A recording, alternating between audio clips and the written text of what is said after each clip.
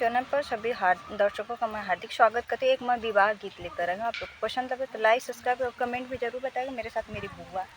और बगल में जेठान लोग हैं, अपनी फ़ोटो नहीं देंगी, हाँ साइड में गाएंगी साथ में। के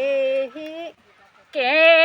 जे बावेला रई सारा सोई आया रे रई सारा सोई आया रे के बेरावे कड़ुआ तेल रे लाला रे के बेरावे कड़ुआ तेल रे लाला बाबा जे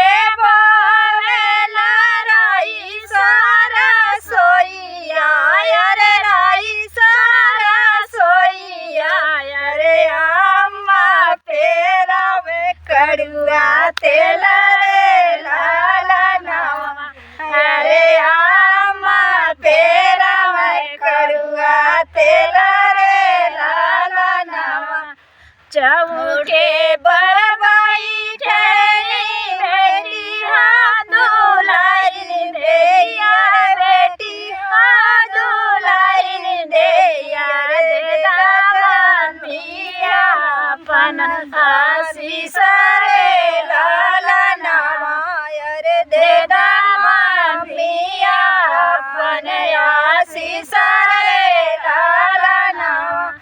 जेनो तोरे बेटी दला बारियतिया रे दला बारियतिया रे सोने मारो जोगे तोर बिया रे लाला नामा अरे सोने मारो